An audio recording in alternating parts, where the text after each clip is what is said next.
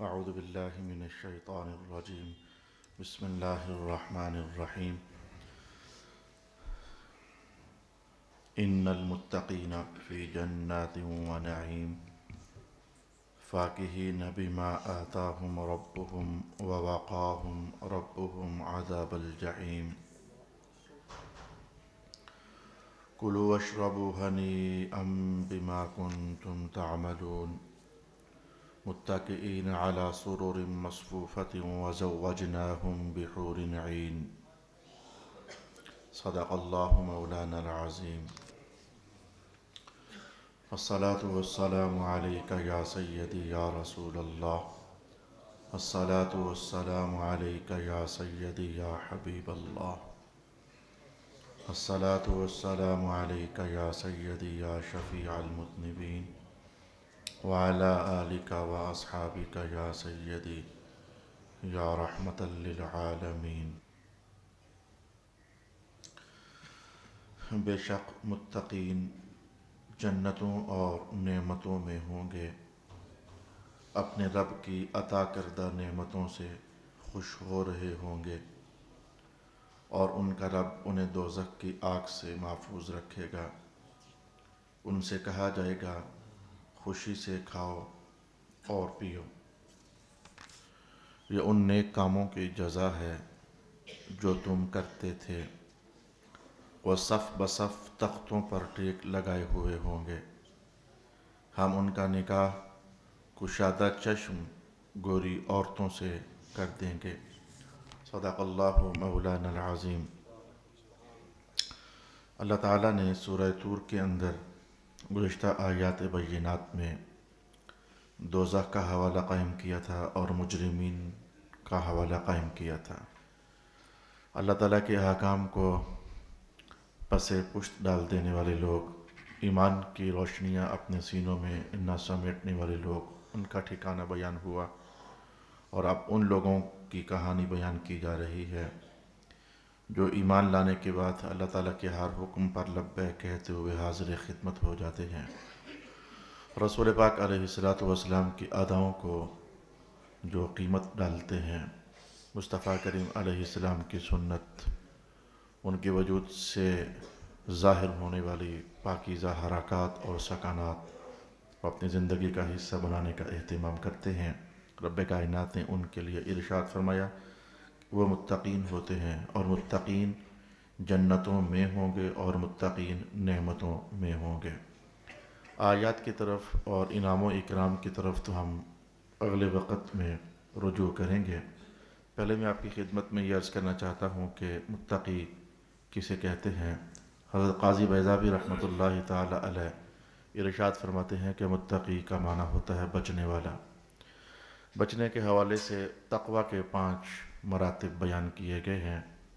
تقوی کا سب سے پہلا مرتبہ یہ ہے کہ بندہ کفر سے اور شرک کی آلودگی سے اپنے آپ کو محفوظ کر لے، یعنی کلمہ طیبہ پڑھ لے، اللہ کو ایک مان لے، محمد مصطفیٰ صلی اللہ علیہ وسلم کو اللہ کا سچا رسول تسلیم کر لے، اللہ کے ساتھ الوہیت میں کسی کو شریک نہ کرے، اور مصطفیٰ کریم علیہ السلام کی وصف رسالت میں حضور رحمت عالم کے بعد کسی اور کو نبی تسلیم نہ کرے، یہ شخص تقوی کے پہلے درجے پر فائز ہو جاتا ہے، اور یہ بنیادی ترین تقوی کا درجہ ہے۔ ایک تقوی کا درجہ اس سے مزید اوپر ہے، اور اسے کہا جاتا ہے کہ تمام تر گناہ کبیرہ سے اپنے آپ کو محفوظ کر لینا۔ گناہ کبیرہ کے اندر جن چیزوں کو ہم گناہ سمجھتے ہیں وہ تو ہیں ہی ہیں، شراب ہے، چوری ہے، جھوٹ بولنا ہے، زناکاری ہے، سود کا لین دین کرنا ہے، اور بہت ساری چیزیں۔ ایسے ہی عبادات جو فرض ہوتی ہیں ان کا ترک کرنا بھی گناہ کبیرہ ہوتا ہے۔ نماز کا ترک کرنا یا فرض کا ترک کرنا ہے، گناہ کبیرہ ہے۔ بلا وجہ روزہ چھوڑ دینا گناہ کبیرہ ہے۔ بندے پر حج فرض ہو چکا ہے، بلا وجہ ہی تاخیر کیے چلے جا رہا ہے، اور جبکہ حج کا عنوان تو ایسا ہے، نماز اگر رہ جائے تو اگلے ہی کسی وقت میں پڑھی جا سکتی ہے، روزہ اگر آج رہ جاتا ہے تو اگلے ہی کسی دن میں رکھا جا سکتا ہے، لیکن اگر حج رہ جاتا ہے تو اگلے ہی کسی دن میں نہیں، اگلے ہی کسی مہینے میں نہیں، ایک سال بھر کا پھر انتظار کرنا پڑتا ہے۔ تو حج فرض ہے لیکن حج کو ترک کیے ہوئے ہے، تو فرض کو ترک کرنا یہ بھی گناہ کبیرہ ہوتا ہے۔ تقوی کا دوسرا مرتبہ میں نے کہا اپنے آپ کو گناہ کبیرہ سے بچانے والا شخص۔ خاص کر کے گناہ کبیرہ میں کچھ معاملات ایسے ہیں جن کا اللہ اور بندے سے تعلق ہے، اور کچھ باتیں ایسی ہیں جن کا بندوں سے تعلق ہے، جیسے نماز اور عبادت وغیرہ ترک کرنا، یہ بندے اور اللہ کا معاملہ ہے گناہ کبیرہ۔ لیکن بندہ بندوں کے جو حقوق اس پر لازم کیے گئے ہیں، ماں کو ناراض رکھنا، باپ کو ناراض رکھنا، پڑوسیوں کے حقوق ادا نہ کرنا، رشتہ داروں کو تنگ کرنا، یا جہاں جہاں جو حکم انسانوں کا انسانوں کے ساتھ، جیسے کہ شادی بیاہ کی جو تعلیمات ہیں، یہ دو انسانوں کا آپس میں تعلق ہے، بھائی بھائی ہیں، دو انسانوں کا آپس میں تعلق ہے، تو انسانوں کے جو تعلقات رکھنے والے امور ہیں ان کو اگر ترک کر دیا جائے تو جو یہ گناہ کبیرہ ہیں، یہ پہلے گناہوں سے بھی زیادہ شدید درجے کے گناہ کبیرہ ہوتے ہیں۔ یہاں تک کہ پڑھی ہوئی نمازیں بھی بعض اوقات قیامت کو دے کر شاید چھٹکارا پانے کی کوشش کی جائے۔ اللہ کے حقوق ادا کرنے کے باوجود بندوں کے حقوق اگر پائمال کیے ہوئے ہیں، مال کھایا ہوا ہے کسی کا، گالیاں نکالی ہوئی ہیں کسی کو، تو پڑھی ہوئی نمازیں بھی سمجھو کہ درجے میں یوں ہو جائے گا جیسے ہم نے نہیں پڑھی ہوئی ہیں، بھی اٹھا کر کسی اور کو جو دے دی گئی۔ تو احساس بتایا ہے کہ بندوں کا بندوں کے ساتھ جو تعلق اور جو تعلیمات حقوق کی رسول پاک علیہ السلام نے بیان فرمائی ہیں، اگر ان میں خیانت ہو جاتی ہے تو وہ بندوں کے حقوق نمازوں کو بھی کھا جاتے ہیں، بندوں کے حقوق تلاوت قرآن کو بھی کھا جاتے ہیں، اور پڑھنے اور لکھنے کے باوجود قیامت والے دن کچھ پلے اور ہاتھ نہیں رہتا ہے۔ کوشش کرنی چاہیے کہ گناہ کبیرہ اگر اللہ کے عنوانات سے تعلق رکھتے ہیں ان سے بچنا ہی چاہیے، لیکن بندوں کے معاملات سے جو تعلق رکھنے والے گناہ کبیرہ ہیں ان سے 10 گنا زیادہ بچنا چاہیے۔ تو تقوی کی اور متقین کا جو تیسرا مرتبہ ہے، اللہ تعالیٰ نصیب فرما دے، اللہ تعالیٰ نصیب فرما دے تو اس کی عنایت خاص ہے، اور وہ یہ ہے کہ بندہ گناہ صغیرہ سے بھی بچنے کا اہتمام کر لے۔ تقوی کا جو چوتھا مرتبہ بیان کیا گیا ہے، جو امور مکروہات سے تعلق رکھتے ہیں، مکروہ تنزیہی درجے کی جو چیزیں ہیں، یہ تقوی کا مزید اوپر والا درجہ ہے، اور اس تقوی کے اس درجے پر اکثر صوفیاء اور اہل اللہ اور عارفین باللہ قائم اور دائم ہوتے ہیں۔ اور تقوی کا سب سے اونچا درجہ جو ہے وہ یہ ہے کہ بندہ ہر لحظہ اپنے رب کی محبت میں مستغرق رہے، رسول اللہ علیہ السلام کے پیار میں مستغرق رہے۔ معنی یہ تھا کہ جو ادا کرنے والی چیزیں ہیں وہ تو دوسرے درجے ہی میں ادا کر چکا ہے، بچنے والی چیزیں تو دوسرے ہی درجے میں رہتے ہوئے وہ اپنے آپ کو بچا چکا ہے، لیکن اس کے بعد مزید یہ کہ اسے کہتے ہیں کہ جو دم غافل سو دم کافر، اللہ کے ذکر میں متوجہ رہنا، وہاں سے اگر فرصت بندہ پائے تو سرکار دو عالم پر درود و سلام پڑھنے میں مستغرق ہو جانا، زبان پڑھتے پڑھتے آرام کرنے کا تقاضا کرے تو دل میں اللہ کا ذکر اتار کر کے تو خیالوں ہی خیالوں میں ادھر محو ہو جانا۔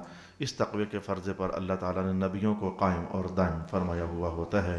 اس لیے ام المؤمنین حضرت عائشہ رضی اللہ تعالی عنہا ارشاد فرماتی ہیں کہ سرکار دو عالم علیہ السلام یہ آپ ہر لحظہ اللہ کا ذکر کرتے ہوئے تھے، الا الخلا، ہاں جب کبھی آپ نے بیت الخلاء تشریف لے کر جانا ہوتا اس تھوڑے سے وقت کے لیے آپ اللہ کے ذکر کو روکا کرتے تھے۔ کان النبی صلی اللہ علیہ وسلم یذکر اللہ کل حین الا الخلا، ہر وقت استغراق میں رہنا اللہ تعالیٰ کے ذکر میں اور رسول پاک علیہ السلام کی محبت کے درود و سلام میں۔ تقوی کا پہلا درجہ بھی ہے سب کے سب مراتب اللہ کے فضل اور کرم سے، لیکن ایمان لانے کے بعد میں کہتا ہوں کہ گناہ کبیرہ سے اپنے آپ کو بچانا اللہ تعالیٰ نے انسانوں کو قدرت دی ہوئی ہے، گناہ صغیرہ سے اپنے آپ کو بچانا اللہ نے انسانوں کو قدرت دی ہوئی ہے۔ بس ہم دیکھو آپ کے سامنے کوئی غلط چلیں اور کچھ نہیں تو جو پھیلا ترین گناہ کبیرہ ہے وہ غیبت اور چغلی کا ہے۔ آپ کے سامنے کوئی بات ہونے جا رہی ہے تو آپ کے اختیار میں ہے، آپ اپنے آپ کو سمیٹ لیں یا ماحول کو سمیٹ لیں، کوئی جان بوجھ کر درمیان میں کوئی تیسرا عنوان شروع کر دیں جس سے کم از کم اس گناہ سے تو آپ کی خلاصی ہو جائے۔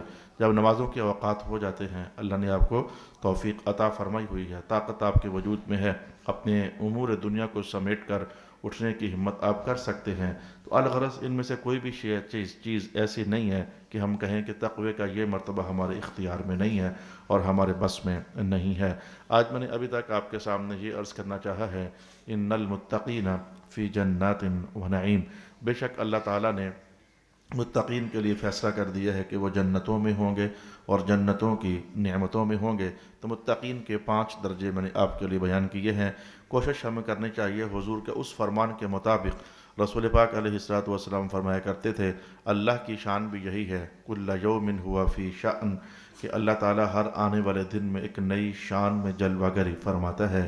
اور میں محمد کا معاملہ بھی قرآن حکیم فرماتا ہے، وَلَلْآخِرَةُ خَيْرٌ لَكَ مِنَ الْأُولَى، میں تو ہر آنے والے لحظے میں پہلے لحظے کی بنسبت مزید ترقی میں ہوتا ہوں۔ یہ اللہ تعالیٰ کا وعدہ ہے۔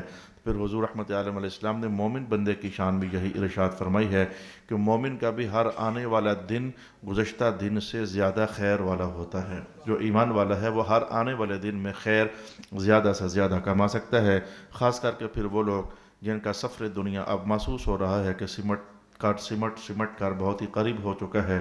اب وہ پلوں کے مہمان ہیں یا دنوں کے مہمان ہیں، اب کئی سالوں کی کہانیاں ختم ہو چکی ہیں۔ تو ان لوگوں کو تو زیادہ ہی اس معاملے میں اہتمام کرتے ہوئے استغراق فی حب اللہ، استغراق فی ذکر اللہ، اور استغراق فی حب النبی صلی اللہ علیہ وآلہ وسلم کی دولت اللہ کے حضور سے کمانے کا اہتمام کرنا چاہیے۔ اس کے بعد میں عرض کرنا چاہوں گا کہ رب کائنات نے ارشاد فرمایا کہ فی جنات و نعیم۔ آج میں آپ کو تھوڑی سی پرانی تفسیروں میں سے ایک جملہ بتاتا ہوں کہ اللہ تعالیٰ نے جنت کے اہتمامات اس طرح کے رکھے ہوئے ہیں اپنی شانوں والے۔ اس کی مثال دنیا میں دیکھی نہیں جا سکتی ہے، لیکن انسانی مزاج جس بات کو پسند کرتا ہے تو جنت کا جو عنوان ہے انسانی مزاج سے بالکل قریب ہے۔ انسان اس بات کو پسند کرتا ہے کہ بوڑھا بھی ہو جائے تو اس کا دل ہوتا ہے سیر سپاٹے کرنے کو، گھومنے پھرنے کو۔ وہ باغات میں جانا چاہتا ہے، وہ چشموں اور جھرنوں کے قریب ہو کر بیٹھنا چاہتا ہے، وہ سبزوں کو پسند کرتا ہے، وہ درختوں کے گھنے سایوں میں بیٹھنے کو ترجیح دیتا ہے۔ کھانا بھی کھانا ہو تو کسی فریش پوائنٹ پر بیٹھ کر وہ کھانا کھانے کو ترجیح دیتا ہے۔ وہ ہوٹلنگ کرنا چاہتا ہے، وہ آؤٹنگ کرنا چاہتا ہے۔ اور انسانی بشری تقاضوں میں سے ہے وہ خوبصورت بیوی کا خواہاں ہوتا ہے کہ اللہ تعالیٰ اسے اچھی اور خوبصورت اور پیار کرنے والی بیوی نصیب فرمائے۔ وہ گھر میں ہو یا باہر، تقاضا اس کا یہی ہوتا ہے کہ رات کو میں رہوں تو جب بستر مجھے نصیب ہو صاف ستھرا ہونا چاہیے، کمرہ فریش ایئر والا ہونا چاہیے۔ اور ان ایسے بہت سارے تقاضے بشری انسان کے وجود میں سموئے ہوئے ہیں۔ بلکہ یہ بات بھی کہ جو نعمت اللہ تعالیٰ پھر نصیب فرما دے وہ نعمتیں پھر باقی رہیں، ان نعمتوں کے اندر زوال نہ ہو۔ ہمارے بس میں نہیں ہے، وگرنہ ہم تو یہ کشتے جو کھاتے ہیں تو کشتے کھانے کی غرض پیچھے یہی ہوتی ہے کہ وہ جوانی والی بہاریں سلامت رہیں، وہ جوانی والی طاقتیں سلامت رہیں۔ یہ بوڑھی عمر میں جا کر جو کشتے کھائے جاتے ہیں ان کے پیچھے بھی اغراض اور مقاصد یہ ہوتے ہیں۔ تو یہ بہت سارے انسانی بشری تقاضے ہیں۔ اور ذرا جنت، قرآن پاک نے جنت کا جو نقشہ کھینچا ہے وہ نقشہ میں آپ کے سامنے، میں تو یہ بھی جانتا ہوں کہ کچھ لوگ ایسے ہیں، اس کو کیا کہا جا سکتا ہے؟ کچھ بھی نہیں کہا جا سکتا، کہا جا سکتا ہے لیکن میں نہیں کہنا چاہتا۔ میٹھا سا ماحول ہے تو میٹھے سے ماحول کو میٹھا ہی سمجھتے ہیں کہ اگر دوپہر کو سالن پکا تھا تو شام کو کھانا پسند نہیں کرتے ہیں، شام کی ہنڈیاں نہیں ہونی چاہیے، اور کل کی باسی روٹی ہو تو آج کھانا پسند نہیں کرتے ہیں، تازہ روٹی ہونی چاہیے۔ جب بھی پھل پرانے کہیں ہو جائیں تو ان کو ہاتھ لگانا پسند نہیں کرتے ہیں، پھل بھی ذرا تازہ ہی ہونا چاہیے۔ گوشت ہے تو وہ فریج کے اندر فریز کیا ہوا ہو، اسے کھانا پسند نہیں کرتے، یہ تازہ ہی ہونا چاہیے۔ تو میں کہتا ہوں یہ انسانی بڑے تقاضے ہیں جو انسان خواہشات رکھتا ہے، اور ذرا ان خواہشات کو دیکھتے ہیں کہ اللہ تعالیٰ نے انسانوں کے لیے جنت میں کتنے کو اہتمام کر رکھے ہیں۔ رب کائنات نے کہا پہلی بات تو یہ ہے، ان المتقین فی جنات، متقین جنتوں میں ہوں گے۔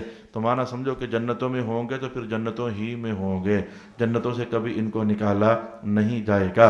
ورنہ میں کہتا ہوں سب سے پہلے تو میں کہتا ہوں نعمتوں سے لطف اندوز ہونے کے لیے بندے کا اپنا ہونا ضروری ہے۔ بندہ خود ہی نہ رہے تو اس کے پاس نعمتیں کیا فائدہ اس کو دے سکتی ہیں۔ میں پچھلے ہفتے سبزی منڈی گیا کچھ خریداری کرنے کے لیے، تو جن بھائی سے ہم نے کچھ لین دین کرنا تھا وہ کہنے لگے آپ نے خبر سنی ہے؟ میں نے کہا جی میں تو نہیں سنی، میں تو خبریں سنتا بھی نہیں ہوں، اور کبھی کبھی سنتا ہوں یہ دیکھنے کے لیے کہ ہمارے وطن میں کیا حالات چل رہے ہیں۔ ہفتوں میں تو ٹیلی ویژن کی خبریں بھی نہیں سنتا ہوں، کیا ہوا ہے؟ کہنے لگے انہوں نے ایک خبر بتائی۔ میں پہلے دعا کرتا ہوں کہ جس بھائی کی خبر ہے اللہ تعالیٰ اسے جنت عطا فرما دے، اس کے درجوں میں اضافہ فرما دے۔ لیکن جی انہوں نے 40 دکانیں بنائیں، اور 40 دکانیں بنا کر کے تو لوگوں کو دینی تھیں، اور پھر آج طے ہو گیا کہ 5 لاکھ روپیہ آپ لوگ ایڈوانس دو گے، 50,000 روپیہ کرایہ ہوگا۔ یہ تو اچھے خاصے پیسے بن جاتے ہیں۔ تو ابھی یہ طے کر کے میٹنگ ختم ہوئی ہے، اٹھ کر کے اپنی گاڑی کی طرف جانے لگے ہیں، پیچھے سے بائک آیا ہے، اس نے زور سے مارا ہے اور بندہ ادھر ہی اللہ کو حوالے ہو گیا ہے۔ آپ بتاؤ کہ یہ 40 دکانیں کیا فائدہ دے رہی ہیں بندے کو، اور اتنے ہزاروں لاکھوں کروڑوں کیا فائدہ دے رہے ہیں بندے کو؟ اللہ تعالیٰ اس جانے والے کی درجوں میں اضافہ کرے۔ لیکن ہم نے سیکھنا یہ ہے کہ نعمتیں ہوں تو جس کو ملی ہیں وہ بھی تو ہونا ہی چاہیے نا۔ اب یہ نہ ہو کہ نعمتیں تو مل جائیں لیکن جس نے استعمال کرنے بندہ ہی نہ رہے، بتاؤ نعمتیں کون استعمال کرے گا؟ رسول پاک علیہ الصلوۃ والسلام نے ارشاد فرما دیا کہ رب کائنات نے تمہارے متعلق فرما دیا ہے خالدین فیہا ابدا، جنت میں ہمیشہ رہو گے۔ ہوگے تو ہمیشہ رہو گے نا، ہوگے تو ہمیشہ رہو گے نا۔ اگر رہے ہی نہ تو پھر ہمیشہ رہنے کا تو سوال ہی پیدا نہیں ہوتا۔ اس پر مزید پھر سرکار دو عالم علیہ السلام نے یہ فرما دیا جنت میں ہمیشہ اہل جنت جرد مرد رہیں گے، اور جرد مرد کا معنی وہ جوانی کا زمانہ ہوتا ہے جس میں ابھی بندے کی مونچھیں بھی نہیں آئی ہوتی ہیں، جس میں بندے کی ابھی داڑھی بھی نہیں اگی ہوتی ہے۔ تو جو اس دور کا انسان پر عمر کا زمانہ گزر رہا ہوتا ہے اسے جرد اور مرد کہا جاتا ہے۔ جرد مجرد ہونے سے یعنی بالوں سے نہ اس کے بغلوں کے بال ہیں، نہ کہیں اس کے ابھی داڑھیوں کے بال ہیں، نہ بھی اس کی مونچھوں کے بال ہیں، باقی سر کے بالوں کا آنا اس کا عمر سے تعلق نہیں ہوتا، یہ تو پہلے دن ہی سے انسانوں کے سر پر ہوتے ہیں۔ تو تم جنت میں جرد مرد ہو کر رہو گے، اور فرماتے ہیں حضور کہ تمہاری عمر ہمیشہ 30 سال ہی رہے گی۔ کتنا عجیب جملہ ہے اور حیرت ناک جملہ ہے۔ تم 10 سال کے بعد پھر دیکھو گے تو 30 ہی سال کے ہوگے، 50 سال گزرنے کے باوجود تم پھر 30 ہی سال کے ہوگے، کبھی تم پر بڑھاپا نہیں آئے گا، تم ہمیشہ 30 سال کے جوان رہو گے، جرد رہو گے اور مرد رہو گے۔ تو میں نے کیا کہا کہ نعمتیں ملیں تو نعمتیں استعمال کرنے والا بھی تو باقی رہنا چاہیے نا۔ تو رب کائنات نے جو فرما دیا خالدین فیہا ابدا، جب تک جنت رہے گی تب تک تم رہو گے، جنت پر فنا طاری نہیں ہونی ہے، تم پر بھی فنا ہی طاری نہیں ہونی ہے۔ ادھر تو میں کہتا ہوں کہ بعض وقت بندہ پیسے اکٹھے کر کر کے آخری عمروں میں جا کر کے کہیں اسے گھر بنانا نصیب ہوتا ہے۔ جو متوسط درجے کے لوگ ہوتے ہیں یا اگر تھوڑے سے اس سے اب چلے جائیں تو آخری عمروں میں جا کر کہیں پلازا بنانا نصیب ہوتا ہے، مارکیٹ بنانا نصیب ہوتا ہے، لیکن وہ اپنے لیے بندے کو ورتنا ہی نصیب نہیں ہو سکتا، جیسے میں نے ابھی آپ سے کہا۔ لیکن جنت میں ڈے فرسٹ سے آپ جب داخل ہو جاؤ گے تو جاتے ہی نعمتوں کی فراوانی ہوگی، ان میں اضافہ ہوتا چلا جائے گا، کمی نہیں ہوگی، اور جب تک جنت باقی رہے گی اس وقت تک تم باقی رہو گے۔ نہ جنت پر فنا طاری ہونی ہے اور نہ ہی تم پر فنا طاری ہو جانی ہے۔ رب کائنات کا ان المتقین فی جنات کا، جنت کا معنی ہی ہوتا ہے باغ۔ جنت ساری کی ساری سرسبز ہے، وہ شاداب ہے، اس میں ہریالیاں ہیں، اس میں پاکیزگی ہے، ہواؤں کا تطہر ہے، میں کہوں گا کہ خوشبو کا چلنا آنا جانا ہے۔ ہمارے یہاں تو تھوڑا سا وہ 2-3 شاور لے کر کے ہم خوش ہو جاتے ہیں کہ خوشبو ہم نے لگا لی ہے۔ جنت کی فطرت میں خوشبو ہے، جنت کے ماحول میں خوشبو ہے۔ آپ ادھر جاؤ گے تو خوشبو کو پیچھے چھوڑ کر جا رہے ہو، ایسا نہیں ہوگا، جدھر جاؤ گے ادھر خوشبوئیں ہی خوشبوئیں ہوں گی۔ تازہ ہوا کے جھونکے ہر وقت آپ کے جسموں کو ٹچ اور مس کرتے رہیں گے، کبھی بھی ایسا نہیں ہوگا کہ جنت میں حبس طاری ہو جائے اور آپ ہلکا ہلکا آپ کو ایسا احساس ہونے لگ جائے یا گرمی محسوس ہو رہی ہے۔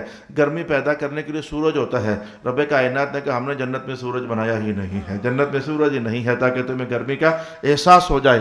سائے ہیں تو گھنے سائے ہیں، آبشاریں ہیں پانی کی تو وہ صاف ستھری ہیں، پانی ہے تو اس کے اندر دور دراز تک آپ کو ریت کا ذرہ نظر نہیں آئے گا۔ اور جیسے آپ کبھی ناران کا غن چلے جاؤ تو یہاں کے پانی کا شفاف ہونا بھی کیا شفاف ہونا ہے، ٹھیک ہے کہ نیچے سے بجر اور کنکر نظر آ رہے ہوتے ہیں، لیکن رسول پاک علیہ الصلوۃ والسلام نے فرمایا جنت کی نہروں کے پانیوں کے جب اندر تم جھانکو گے تو وہ زمینیں اس طرح کی تھوڑی ہیں، وہ تو زعفران معمبر ہوں گی، زعفران والی ہوں گی، زمرد ان میں لگے ہوئے ہوں گے، گویا ایک ایک نقش جمیل جو ہے وہ تمہاری توجہ کو اٹریکٹ کرنے کے لیے کافی اور شافی ہوگا۔ ابھی تم انہی نظاروں سے رجے ہوئے نہیں ہوگے تو اگر تمہیں بھوک کا احساس ہو جائے گا تو وہی انسان جو چاہتا ہے تازہ کھانا ہونا چاہیے، تازی روٹی باسی نہیں ہے۔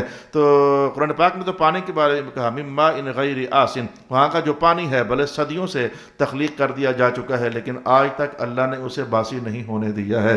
من ماء غیر آسن کے الفاظ 26ویں سپارے میں سورہ محمد میں ہم تلاوت کر چکے ہیں۔ کھانا ہے تو وہ باسی نہیں ہوگا، تازہ فریش ریڈی میڈ، فوراً، تمہیں خود پکانا نہیں پڑے گا۔ تو جنت کے اندر انسان کی خواہش یہی تو ہوتی ہے، بلکہ میں کہتا ہوں کہ جب بھی آپ شنواریوں پر جاتے ہو تو جا کر کہتے ہو ہاں بھائی کتنا ٹائم لگاؤ گے، حالانکہ پتہ ہوتا ہے پونا گھنٹہ لگاؤ گے، تو پھر بھی بولتے تھا جلدی لے کے آنا یار، ذرا انسانی فطرت سمجھ آ گئی ہے، اور ذرا جلدی لے کے آنا شنواری کھانے والوں۔ تو جنت میں تمہیں یہ کہنا ہی نہیں پڑے گا، ادھر آرڈر دینا ہے اور اگلے ہی لحظے میں جو تم نے آرڈر دیا ہوگا تیار ہو کر تمہارے سامنے پڑا ہوا ہوگا۔ یعنی یہ کہنا ہی نہیں پڑے گا تم ذرا اچھا پھر پکاؤ میں ہاتھ دھو کے آ رہا ہوں، وہاں ہاتھ دھونے کی ضرورت ہی نہیں، وہاں میل ہی نہیں ہے، وہاں کچیل ہی نہیں ہے، وہاں ہواؤں میں اڑنے والی ڈسٹ ہی نہیں ہے، وہاں تمہارے وجود سے نکلنے والے پسینے تمہیں آلودہ نہیں کریں گے۔ تو رب کائنات نے کہا تو تم بھی ہمیشہ رہو گے، تمہاری نعمتیں بھی ہمیشہ رہیں گی، تازہ تازہ تازہ۔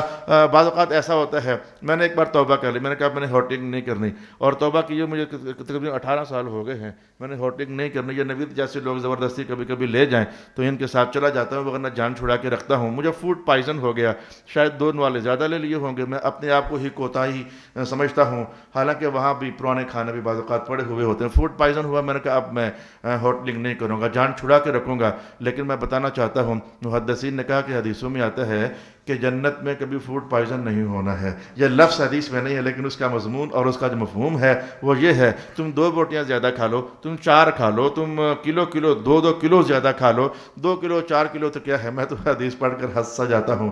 سرکار دو عالم علیہ السلام فرماتے ہیں جنت میں جب بھی تم نے کھانا ہے تو 2-4 روٹیوں کی بحث نہیں ہے، 100 بندے جتنا کھانا کھاتے ہیں تم نے ہر بار اتنا ہی کھانا ہے۔ میرے اللہ کریم، اتنا کھانا کھا کر ہم نے جانا کہاں ہے؟ پھر بات تو ذہن میں آتی ہے کہ بندہ فیٹی ہو جائے گا اور اس کی فیٹ لیول زیادہ ہو جائے گا، کولیسٹرول بڑھ جائے گا۔ ڈاکٹر صاحبان بھی سنتے ہوں گے کہ من گوشت کھائے، 100 بندہ 2-3 من گوشت تو کھا جاتا ہے، اس کا کولیسٹرول لیول کدھر جاتا ہوگا؟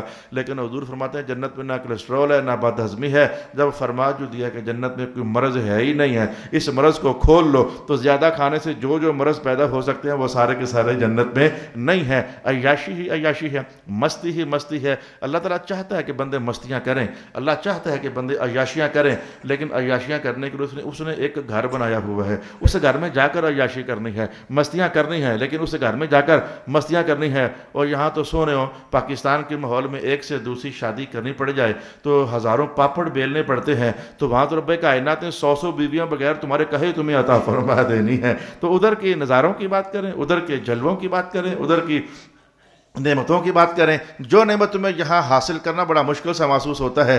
پرسوں ایک صاحب کہنے لگے اب کیا ہم نے بیٹیوں کو زیور پہنانے ہیں، 1,70,000 کو پہنچ رہا ہے، اب تو 1 تولہ بھی ڈالنا مشکل ہو گیا ہے۔ تو رب کائنات نے کہا کہ تم ذرا جنت میں آؤ، عورتیں جنت کے مردوں کو بھی ہم زیورات عطا فرمائیں گے، ان کے ہاتھوں میں سونے کے کڑے تم محسوس کرو گے۔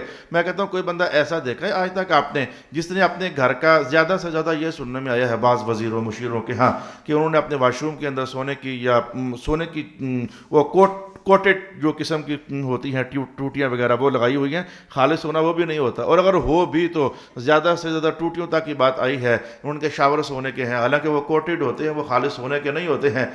اس سے زیادہ اور کوئی بات میں نے آج تک نہیں سنی ہے۔ لیکن یہ کیا میں سن رہا ہوں، رسول پاک علیہ السلام فرماتے ہیں جنت میں جو تمہارے کمرے ہوں گے ان کی اینٹیں بھی سونے اور چاندی کی بنی ہوئی ہوں گی، جو تمہارے فرش ہوں گے وہ زمردین کے بنے ہوئے ہوں گے، اور جو تمہاری چھتیں ہوں گی وہ بھی سونے اور چاندیوں کی بنی ہوئی ہوں گی۔ اور یہاں تولہ سونا لینا پڑے تو لگ پتہ جاتا ہے، اور لیکن وہ جو عیاشیوں کا گھر ہے، وہ جو مستیوں کا گھر ہے، وہ جو لذت مندیوں کا گھر ہے، وہاں بلکہ بعض لوگوں کے گھروں کے بارے میں حضور نے فرمایا تم لوگ چونکہ ڈیزائننگ پسند کرتے ہو نا، اگر خالص سونا ہی ہر اینٹ سونے کی ہو ٹھیک ہے، اس کا اپنے کو حسن ہے، لیکن پھر بھی تم زگ زیگ چاہتے ہو تو اللہ نے یہ بندوبست کیا ہوا ہے، ایسے محل بھی تمہیں ملیں گے، ایک اینٹ سونے کی ہوگی ایک چاندی کی ہوگی، جو زگ زیگ بن گیا تم خود ہی محسوس کر سکتے ہو، ایک چاندی کی ہوگی ایک سونے کی ہوگی، ایک چاندی کی ہوگی اور ایک سونے کی ہوگی۔ ایسے محلات بھی رب کائنات نے اہل جنت کے لیے تیار کر رکھے ہیں۔ ان المتقین فی جنات و نعیم فاکہین فاکہین فاکہین لا الہ الا اللہ لا الہ الا اللہ۔ ایک بار ایک صاحب مجھے مونال لے گئے تو کھانے کے بعد کہنے لگے ادھر جانا ہے، کہ چھوٹا سا سٹال لگا ہوا تھا۔ میں نے کہا ادھر کیا ہے؟ کہہ جی پان ہے، کھانے کے بعد بہت مزہ کرتا ہے، آپ کو پان کھانا ہوگا۔ تو پان ہے تو پان کھانا ہوگا، لذت بڑھ جاتی ہے۔ یہ جو کھانا کھانے کے بعد لذت مندی کے لیے کوئی شے کھائی جاتی ہے، اسے عربی میں کہتے ہیں فاکہہ، فاکہہ فاکہہ فاکہہ۔ مولا کائنات نے کہا مجھے پتہ ہے میرے بندے کھانا کھانے کے بعد لذت مانگتے ہیں تھوڑی سی فاکہہ۔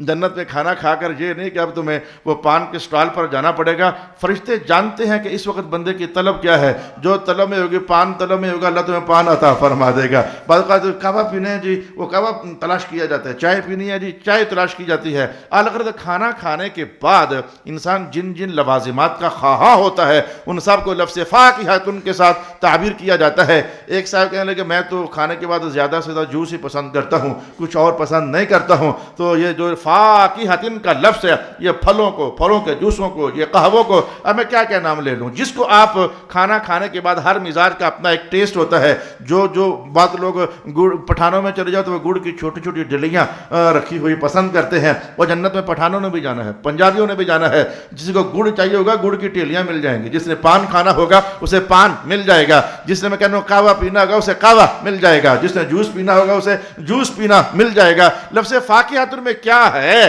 جو ہے نہیں ہے، اس لیے میں نے اس کا معنی آپ کے سامنے وہ کر دیا کہ کھانا کھانے کے بعد بطور لذت کے انسان جو کچھ کھاتا ہے اس سب کو فاکہۃ کے ساتھ تعبیر کر دیا جاتا ہے۔ فی جنات و نعیم فاکہین بما آتاہم ربہم ووقاہم ربہم عذاب الجحیم۔ میں ایک نظارہ پیش کرتا ہوں، اس نظارے کے پیش کرنے میں شاید ایسا ہو جائے کہ آیت کا سمجھنا میرے لیے آسان ہو جائے۔ میں نے دیکھا کہ یہ مری کے ٹور پر کچھ لوگ گئے، واپسی پر کسی ہوٹل پر انہوں نے پسند کیا یہاں بیٹھ کر کھانا کھانا چاہیے۔ وہ کھانا خیر سے اپنا لے کر گئے ہوئے تھے، تو انہوں نے اپنی طرف سے ایک فریش پوائنٹ ڈھونڈا وہاں بیٹھنے کے لیے۔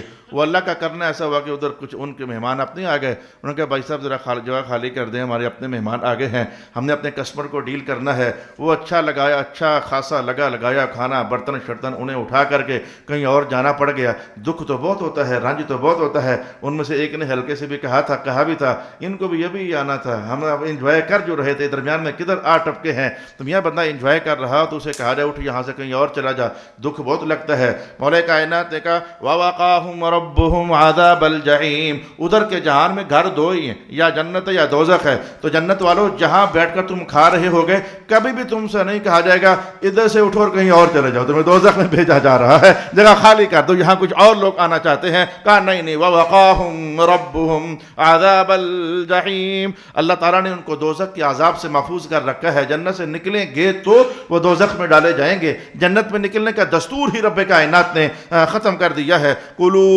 کھاؤ، جو دل ہے کھاؤ۔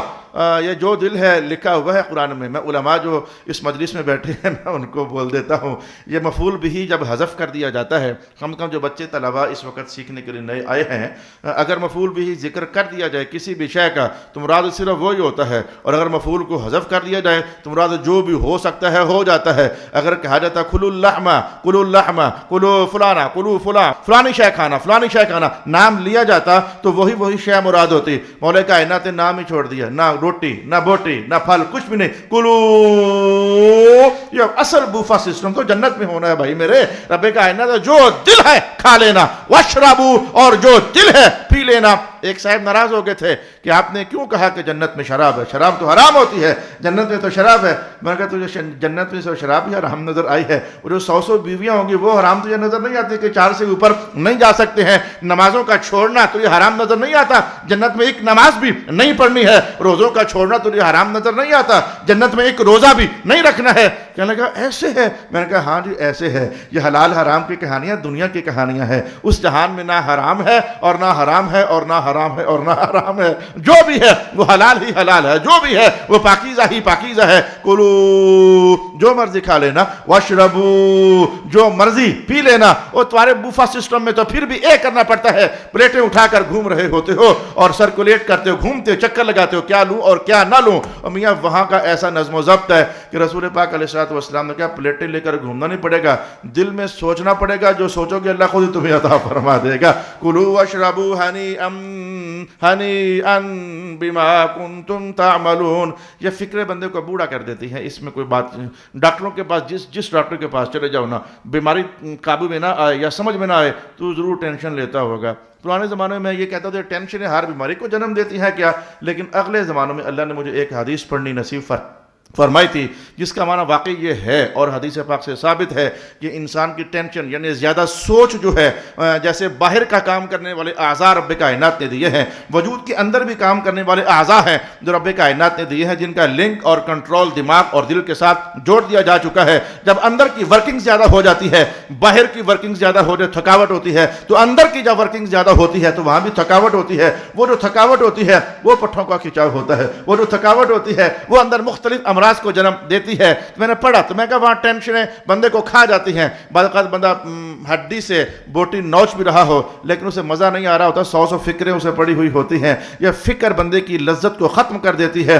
مصطفیٰ کریم نے قرآن کہا, پڑھو قرآن, رب کائنات نے کہا ہنیئا, جو مرضی کھاؤ لیکن فکر نہیں ہوگی, خوشی خوشی کھاؤ. جو مرضی پیو کوئی فکر نہیں ہوگی, خوشی خوشی پیو. کلوا واشربوا ہنیئا بما کنتم تعملون. یہ ساری آج جزا ہے اس اطاعت کی جو محمد مصطفیٰ کی تم کیا کرتے تھے. یہ ساری جزا ہے اس بندگی کی جو اللہ کے سامنے جھکا کرتے تھے. یہ ساری جزا ہے اس اپنے آپ کو سمیٹ کر رکھنے کی جو رب کائنات نے تمہیں روکا ہوا تھا تو اپنے آپ کو روکتے رہے ہو. جزاء بما کنتم تعملون متکئین متکئین متکئین. فرنیچر بنوانے کے لیے جاؤ نا تو فرنیچر صوفہ سیٹ بنانے کے بعد کہتے ہیں کشن ساتھ لازمی رکھنا. وہ ذرا بعض اوقات سیٹ بڑی ہوتی ہے, ذرا ٹیک لگانی پڑ جاتی ہے. رب کائنات نے کہا جنت میں جتنے بھی تمہارے بیٹھنے کی جگہ ہوں گی متکئین, ہر طرف سے تمہیں ٹیک لگانا بہت ایزی ہوگا اور تم آسانی سے ہر طرف ٹیک لگا کر بیٹھ سکو گے. علی سرر مصفوفہ, علی سرر مصفوفہ. تمہیں لیٹنے کے لیے ایک بیڈ چاہیے ہوتا ہے. مولا کائنات نے کہا ہم نے تمہیں ایک تھوڑا دینا ہے, ہم نے تمہیں ایک تھوڑا دینا ہے. سرر, تمہارے کمرے بیڈ روم اتنے بڑے بڑے بڑے بڑے بڑے بڑے ہونے ہیں کہ اس میں کئی بیڈ لگے ہوئے ہیں. چاہو تو ادھر سونا, چاہو تو ادھر سونا, چاہو تو ادھر سونا, چاہو تو ادھر سونا. یا رسول اللہ یہ کتنے کوئی بیڈ لگے ہوں گے؟ قرآن نے تو کہا سرور کئی ہوں گے, جمع کا صیغہ استعمال کیا. حضور فرماتے ہیں کم از کم 70 بیڈ تو ہوں گے تمہارے ایک بیڈ روم کے اندر. آپ بتاؤ کہ 70 بیڈوں کا بندے نے کرنا کیا ہے؟ وہی بات ہے کہ اللہ پاک نے عیاشیوں کا گھر وہ بنا کے رکھا ہے, مستیوں کا گھر وہ بنا کے رکھا ہے اور لذت مندیوں کا گھر وہ بنا کے رکھا ہوا ہے. سرور مصفوفۃ وزوجناہم بحور عین وزوجناہم. آپ نے مردوں کی دنیا میں مردوں ہی کی بات کر لیتا ہوں ذرا محتاط گفتگو میں, یہ آنکھیں بھی بڑا حسن رکھتی ہیں. سونے بھائی میری آنکھیں بڑا حسن رکھتی ہیں. بعض مردوں کی آنکھیں بڑی ہوتی ہیں, اگرچہ عورتوں کو بھی اللہ نے یہ حسن عطا کیے ہوتے ہیں. پھر اس کے اندر سفیدی, خوب سفیدی نظر آئے, جیسے کہ اللہ تعالیٰ نے سرکار دو عالم علیہ السلام کی پاک آنکھ بنائی ہوئی تھی اور اس میں سیاہی, خوب سیاہی نظر آئے. تو جس کی آنکھ بڑی ہو اور سیاہی خوب سیاہی ہو اور سفیدی خوب سفیدی ہو, اس معنویت کے لیے عربی زبان میں حور کا لفظ استعمال کیا جاتا ہے. تو رب کائنات نے کہا جنت میں ایسی عورتیں تمہیں دیں گے جو ساری کی ساری تو سفید رنگ والی ہوں گی ہی ہوں گی, لیکن ان کی آنکھیں بڑی ہوں گی اور سفیدی خوب سفیدی ہوگی اور سیاہی خوب سیاہی ہوگی. اللہ اللہ اللہ اللہ. یہ نظارہ ویسے جنت کا ہے لیکن اللہ جہاں حسن عطا کر دے تو وہ اللہ کی عطا ہے. میرے حضور رحمت عالم فرماتے ہیں کہ ایک حور ادھر کی ہے جنتوں کی, انسانوں کے اندر بھی اللہ نے ایک حور بنائی ہوئی ہے. وہ حور وہ ہے جو میں محمد کی بیٹی ہے اور علی کی زوجہ محترمہ ہے. یہ انسانوں کے اندر اللہ نے انہیں حور والا حسن عطا فرمایا ہوا ہے. جناب علی ہیں تو ان کا حسن یوسف کا قول حضور کیا کرتے تھے, اور جناب فاطمہ الزہرا کے لیے حضور فرماتے تھے اتنا سونا حسین خامند ہو کہ جس کا حسن یوسف کی چھلے مار رہا ہو. تو اللہ پاک نے ان کو جو زوجہ عطا فرمائی ہے وہ بھی عام عورت نہیں, عورتوں کی دنیا کی وہ حور ہے جو اللہ تعالیٰ نے جناب علی کو عطا فرمائی ہوئی ہے. وَزَوَّجْنَاهُمْ بِحُورٍ عِينٍ. ایک نعمت ایسی ہے جنت کی جو میں یہاں بیان نہیں کرتا اس نشست میں, اور میں نے کرنی بھی نہیں تھی, میں نے بات روک دی ہوئی ہے. وہ جنت بڑی خاص نعمت ہے, بڑی جنت کی خاص وہ میں اس کی لذت مندی اگلی ہی بار آپ کی خدمت میں بیان کروں گا. کھانا لگ جائے اور لگا ہوا ہو کھانا, گھر کا ایک بچہ غائب ہو جائے, وہ کدھر ہے یار، وہ اختر کدھر ہے، وہ جی کہیں کام گیا تھا، بلاؤ یار اسے جلدی آئے. یہ جو ہے کہ کھانے کے ٹیبل پر اپنے بچے ہونے چاہیے اور پورے کے پورے ہونے چاہیے. یہ جو ایک نعمت ہے اسے مولا کائنات نے الگ الفاظ میں بیان کیا ہے. اس کی لذت مندی ہم اگلی بار دیکھیں گے. بندہ جنت میں ہے، پتر اس کا دوزخ میں ہے، یہ رولا کیسے سمٹے گا؟ اس بات کو ہم نے انشاءاللہ اگلی نشست میں جاننا ہے. اللہ تعالیٰ میرا اور آپ کا حامی و ناصر و آخر دعوانا الحمدللہ.